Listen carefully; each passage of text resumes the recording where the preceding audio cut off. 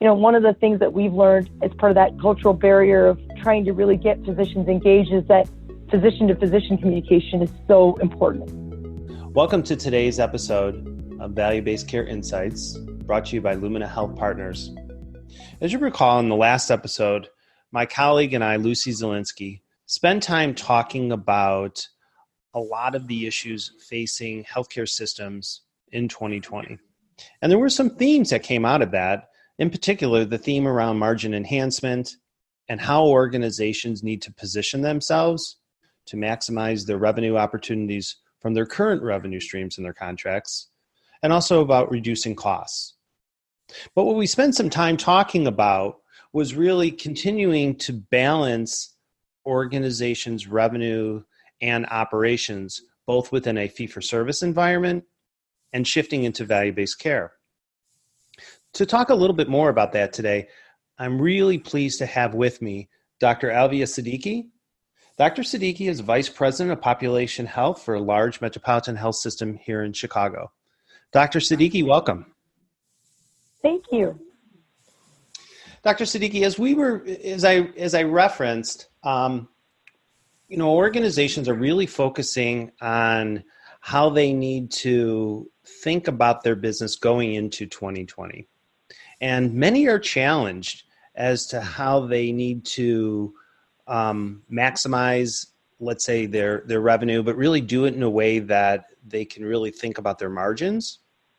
Most of the healthcare providers over the last year and even prior to that have seen their margins decrease. And one of the big drivers of that is being able to improve the overall financial performance of their employed medical groups. Many of the health systems, as you know, and you're living this right now, have either employed or acquired many physicians to create this large medical group within their health system. And what many of the healthcare leaders have seen is that there's still, let's say, a limited amount of financial performance that has come out of that. Basically, the loss on a per physician basis is still quite large.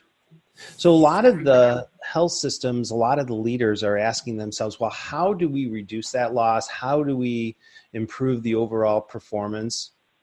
And really thinking about it in a way that you're maximizing your financial potential under fee-for-service, but really positioning yourself within a fee-for-value environment. So there's, 4 areas that I'm hearing as themes that I'd love to get your thoughts on today. And those 4 areas are really around the governance structures of medical groups, how physician compensation comes into play in driving performance and really aligning those incentives. How do the care models need to change as we're thinking about bringing in these different physicians and truly having an efficient integrated medical group? How does the care model need to evolve to ensure we're hitting the right level of performance outcomes?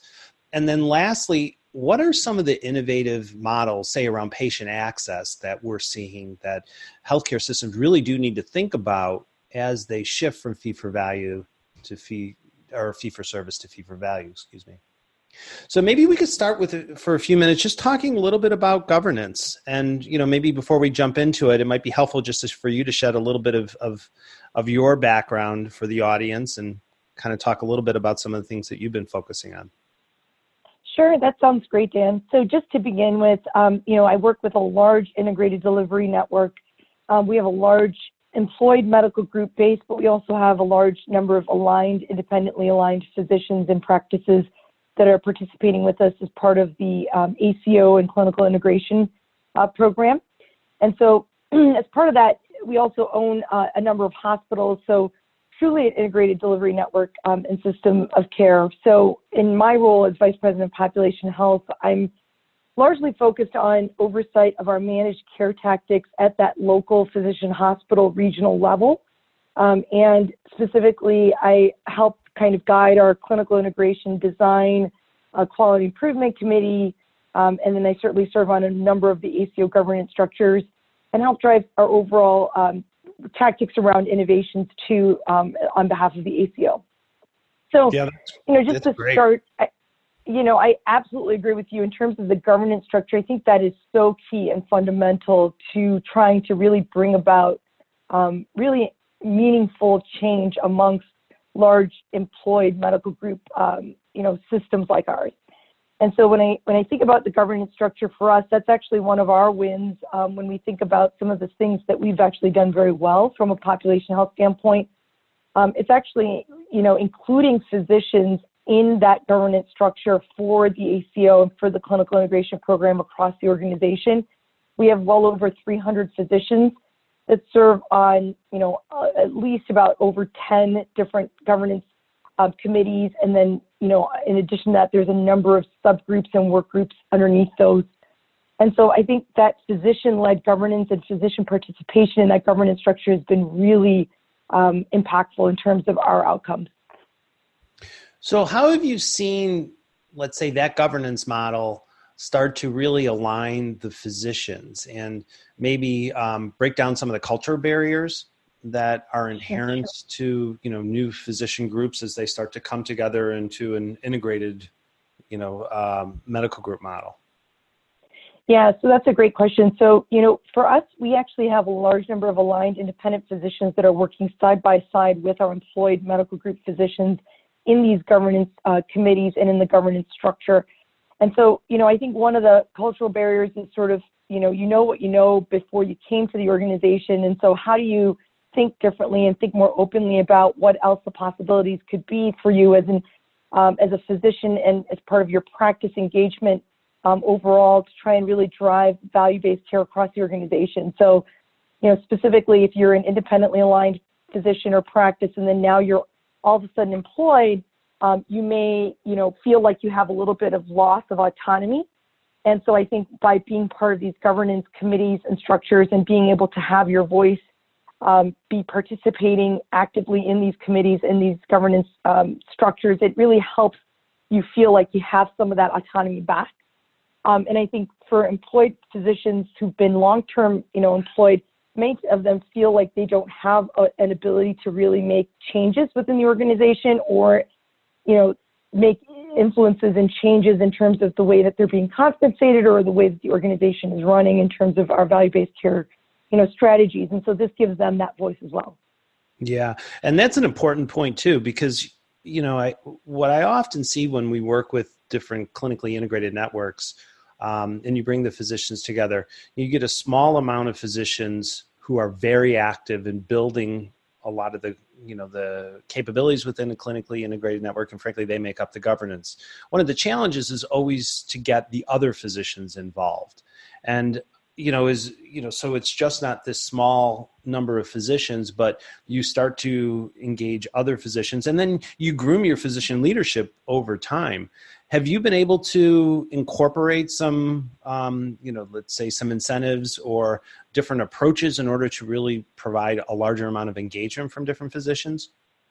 Yeah, so, one of the things that physicians struggle with is they're used to really being on that fee-for-service treadmill, seeing patients to be able to generate revenue in the practice. And so we take their time away to actually participate in these governance committees or in specific initiatives.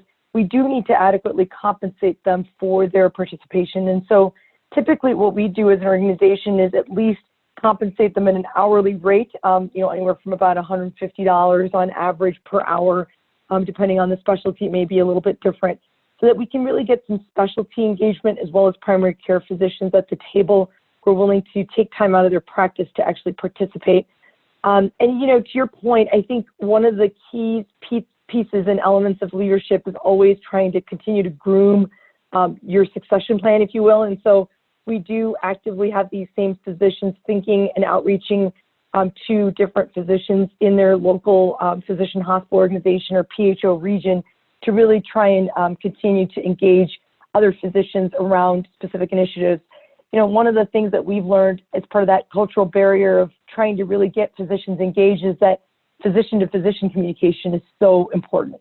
And so to really support that peer-to-peer communication, we really do try to make sure that we're at least compensating physicians for their time and their active participation on these governance committees. Yeah, because I think, many of them, I think, would agree that they need to invest their time, and it's sort of with the idea that it's going to create some level of a return down the road. But, at the end of the day, especially if they're independent physicians, to compensate them on an hourly rate, at least allows them to make up some of the revenue lost if, by not seeing patients. So if we can move into a little bit more of compensation, physician compensation models, this was kind of the second issue. And as I've talked with physician leaders, hospital leaders, particularly CFOs, one of the things that they are challenged with is, they'll move into and develop a great value-based care contract that may place, say 5% or maybe even up to 10% of revenues, maybe not at risk, but aligned with some type of performance outcomes. Yet the compensation model is still driven off of the fee-for-service type of reimbursement, where they will be compensated based on straight RVUs and with very little regard to performance. How, in your experience, how have you addressed that? What are some of the models that you've started to see? And in particular, how have you started to work with some of your colleagues to kind of get them to think about evolving to more of these performance-based or variable-based compensation models? Yeah, no, you hit the nail on the head there. I mean, I think one of the challenges we have in these value-based care contracts is that we're not really cascading that same incentive design back down to that physician level. And so I know with our employed medical group, they do have a quality incentive that makes up part of their variable comp, but it's anywhere from 5 to 10%, if that.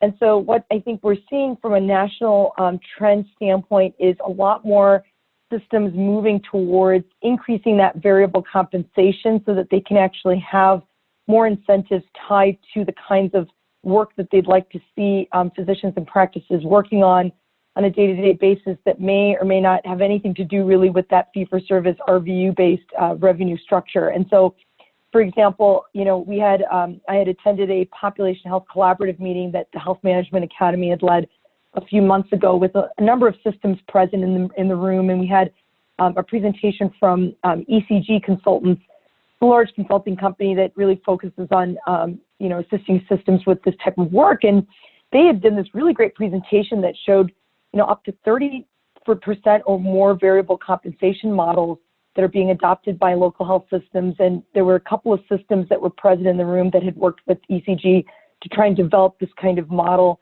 And they were actually finally incentivizing things like active participation in the community. So, community involvement, teaching or mentoring.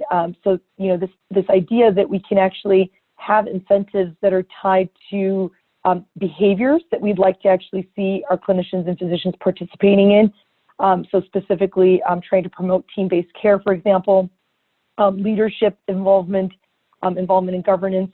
So that was actually something that was really exciting to see, that more and more systems are thinking differently about how do we really cascade those same value-based care incentives and that design model back down to the physician level.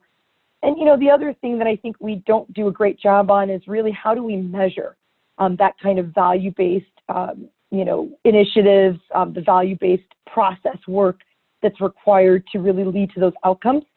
And so I think that emphasis on, making sure that we have the right quality metrics that can really be measured and then drive that performance is also really equally important. Yeah, the metrics, being able to measure it. And I like what you said around the variable compensation components, because what it allows you to do is move at the right pace of that shift from fee-for-service into fee-for-value. And if you structure the variable compensation model correctly, you can start to incorporate aspects of, say, HCC code capture and, community outreach, citizenship type of things that allow you to really manage the culture shift from fee-for-service into fee-for-value. You're just not all of a sudden, every year changing the compensation model, but you're allowing that gradual shift, which I think is really important. One of the areas that you did make mention to, as you start to think about the outcomes and really measuring the outcomes, in my mind, in order to do that, you have to be able to help the providers think about how they need to augment their workflows, right? And, the care models in a fee-for-service environment are slightly different than what would be required in a fee-for-value type of a contract or a performance-based model. Can you speak a little bit about how, you've worked with some of your colleagues to, let's say, change or, advance the care model to more of a fee-for-value type of an environment where you're actually incorporating measures and, things around care management and that sort of thing? Can you speak on that for a few minutes?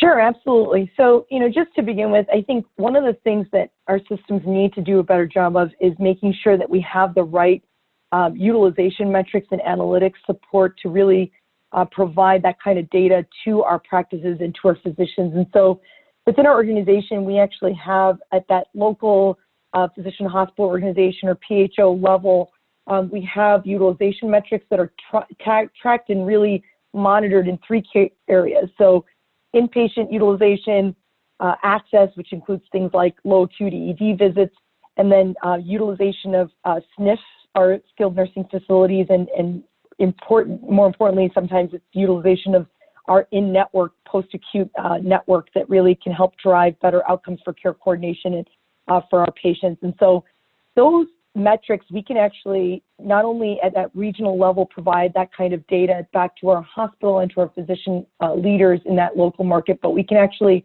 have that down to the physician level. And I think just sharing that data, that transparency in data makes a big difference. All physicians are striving to really do well, and, they all want to be an A+ performer, if you will. And so by even sharing that data, it's been really insightful. We've had some really great, meaningful conversations about the kind of changes that maybe, may help benefit the metrics, but really more importantly, the care coordination for these members. The other piece I think that we do that's kind of unique is we have a ratio of individual to group performance that drives your CI scorecard, if you will. So your clinical integration score, your quality performance isn't only tied to you as an individual, but it's also based on group performance at that regional level. I mean, I think that also helps play into the dynamic of recognizing that physicians aren't just individual contributors, but they can really engage large teams to really provide, high quality care. The other thing I'll just add is, care management is something that I think we continue to innovate around in terms of trying to really bring our outpatient and inpatient care management teams together. But I think we need to continue to focus on what are the core population health metrics that really matter to us, that a physician is really responsible for, that can really help drive care management and care coordination. So that includes promotion of, annual wellness visits, HCC recapture, which historically I think folks have always shied away from including that as part of the incentive model or as a metric, but certainly HCC recapture and accurate coding is something that you can incentivize. So that's something that's also part of our sort of performance metrics for the physician. Yeah, and just having these metrics that I think are, that are really more proactive as opposed to reactive or retrospective, I think become really important. And as you're starting to look at extracting some of this data, incorporating this into, the workflow of the physicians, they start to understand how they could really impact not only their performance, but really impact the patients at the point of care. I think that becomes so important. And it really does, it's sort of this alignment of this actionable analytics, creating the right level of incentives, but ensuring that the physicians are going to be measured on things that they can control and that they can influence, not only within their practice, but really within the team. Absolutely. And the other thing I'll say with care management redesign is that, we've learned over the years that we can't have every care manager embedded within that practice, but that if we have enough risk patients or attributed patients as part of these value-based arrangements in a particular practice, providing an employed medical group practice with an embedded care manager really improves care coordination for those members when compared to a telephonic or remotely supported practice through a care manager that's maybe remotely supporting that practice. And so I think that trying to improve embedded care coordination whenever possible with care managers actually in the practice as part of that care team usually leads to better outcomes for that practice, and their performance also improves in terms of where they're being measured in terms of their performance, but also in terms of how we do with our value-based contract agreements. Right. And if you have the embedded care manager working alongside with the group of providers, and to your point earlier, you create some incentives for the team, not just for the individual, then all of a sudden you're starting to really align the incentives. Is that what some of the work you've been able to do? Yes. So it's really interesting. In the employed model, it lends itself well to be able to incentivize that team around performance through these quality programs. And yet for us, I think within the independently aligned practices, we've seen more innovative strategies where, let's say, 3 to 5% of the quality payout that's going to the practice or to the physician is going back to the, let's say, office manager or nurse or medical assistant supporting the work. Whereas I think sometimes in the employed model, it's been a little bit more challenging actually to get that same structure in place. But I think that's sort of a challenge to our employed health systems that are, listening in on this podcast, for example, to really think about, how can we think differently about incentivizing the entire care team around performance and not just the physician. Yeah, that's a great point. That's a great point, because really the team is really what's going to drive those outcomes. And you can't place all of the responsibility and the work on the physicians. They're just way too busy. We have to be able to create a team approach and really balance the work.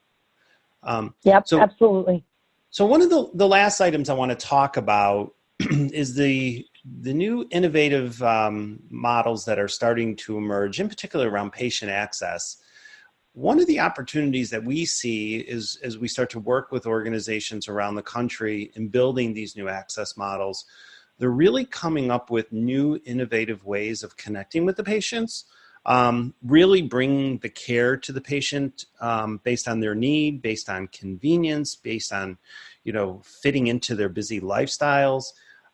What have you seen in terms of the different access models that are out there, and how employed medical groups, could really start to think about incorporating better alignment of these new access models? Yeah, so that's one of the interesting things that we've been able to really drive in terms of, again, looking at those utilization metrics. For example, access is its own bucket that has a number of metrics like low acuity ED visits. So if you're trying to drive and promote some of these patients that are being seen for ambulatory sensitive conditions in the emergency room and really engage them back in that primary care or even specialty practice setting, you really have to think differently about your approach as a practice and really as a region in terms of how you're going to drive performance in those specific metrics. And so some of the key initiatives I think that we've seen amongst our employed medical group practices is this notion that we've really got to expand hours of access. So whether that means increasing weekend hours, improving evening availability, but also things like providing virtual visits when possible. And that includes both telephonic and remote visits for patients that may not need to come in, but are also having gaps in care. But also, for example, doing things like telehealth visits. And I think telehealth visit adoption is still very low, even though you'll see a lot of buzz in the news and amongst the country in terms of some of the larger health systems like Kaiser Permanente doing a really great job with providing virtual access to your actual clinician where you may have a relationship with that clinician as a patient. I think we're seeing more and more of our physicians not really being able to test that kind of innovation, and I think there's going to be more trending towards testing that kind of model where it allows physicians and clinicians to be able to also remotely check in on their patients, either through remote monitoring devices or through these type of virtual telehealth visits. The other, one key initiative I think that we've been driving across the employed medical group has been improving the utilization and really engagement of our APCs or advanced practice clinicians and advanced practice providers. So if we can actually have some of those clinicians doing some of the walk-in clinics, but also some of that remote support, it really offloads the clinician. Yeah, and what it also does is it helps to really balance the work. I really like what you had brought up before around this team-based concept. If you're able to incorporate APPs or nurse practitioners or other providers into the team, you're able to then manage some of the patient flow around complexity of need, where we may, I think you really are able to provide a better opportunity for all the providers within the team to really perform kind of at the top of their license, right? So really focusing on the things that are really going to drive a lot of key value, key outcomes for the patient. Yes, absolutely. And one of the things that I always remind our practices about is this concept of group visits. So, group visits is something that we know a large number of FQHCs and rural health clinics have done a really outstanding job in terms of trying to promote these group visits and feeling more comfortable doing so based on the way that they're compensated, even in the RVU-based fee-for-service model. But I think one of the things we need our practices to consider doing is, really thinking along the lines of how do we do group visits so that it really improves that time and efficiency to really reduce the burden on the physician that's leading that visit, to really offload that to some of the APCs who may be working with the physician, but also, bringing in a dietitian or a pharmacist or nutritionist or the nurse themselves that's in the practice to really engage these patients during that group visit. And, many times you can still bill that 4 to 5, visits an hour, but you're doing it in a group where you can have, anywhere from 5 to 15 patients over the course of 2 to 3 hours, and still really have equal, if not more, revenue that's tied based on that fee-for-service model, but leads to more of that value-based care outcomes that we're trying to achieve by engaging patients, their physicians, but also their caregivers or spouse or whomever it is that's supporting that patient in their care in those group visits model.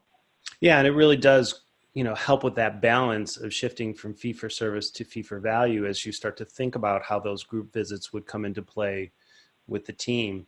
Well, look, Dr. Siddiqi, this has been a fantastic discussion. I really appreciate your time. I think, your insights on the evolving governance models and the importance of governance models on bringing these medical groups together, focusing on that shift from fee-for-service to fee-for-value, I think is critically important.